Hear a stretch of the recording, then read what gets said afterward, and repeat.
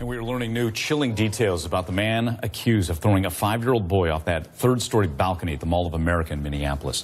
24-year-old Emmanuel Aranda is charged with attempted murder. He's going to be in court later today, where prosecutors will seek a $2 million bail. According to the complaint, Aranda went to the mall the day before with the intent to kill an adult, but that plan didn't work out. He then returns the following day and chose the 5-year-old boy at random, walked up and threw him over the railing, as you heard, right in front of his mom. He allegedly told police rejection from women caused him to lash out. The child, again, fighting for his life in the hospital, suffered multiple broken bones and massive head trauma as well. As we pray for him, we wonder what's next for the suspect here. Let's bring in criminal defense attorney R.J. Manuelian. Let's start with that bail. Prosecutors seeking $2 million. A lot of people hear about this, hear the reasoning from the complaint, go, why is there bail at all? He clearly seems to be a dangerous man. What are your thoughts? Well, it's statutory, Mike. In Minnesota, they have statutory bail, so he's being charged with 1 count of attempted murder, first degree, carries 20 years in prison on that case to life. He doesn't have a lot of prior criminal history other than a few incidents, a few run-ins.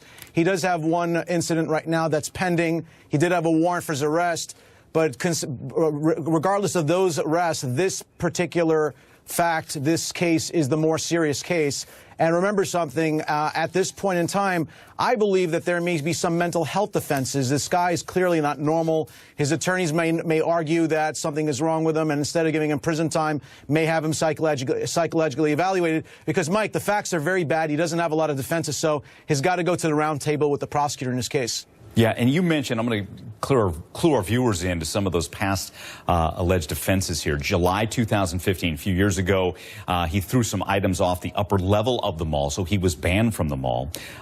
Same year, in October, he threw glasses at a woman at a restaurant because she refused to buy him food. Then he gets into a scuffle with the restaurant manager. July 2016, smashed some library computers, caused about $5,000 in damage. And then I believe there's a warrant out for his arrest from 2017, damaged some property in Illinois. Those are your offenses here. How do those play in when you talk about bail and how the court's going to treat him? Well, it very complicates it, Mike, because from the defense attorney's point of view, he can't make an argument that this is an isolated incident, that he has no prior criminal history, that is a pillar of his community. All those arguments are out the door. And now you have all these other prior bad conducts that could be used against him to show that he acted in conformity with his character of aggressiveness and violence. So this is a huge problem for the defense.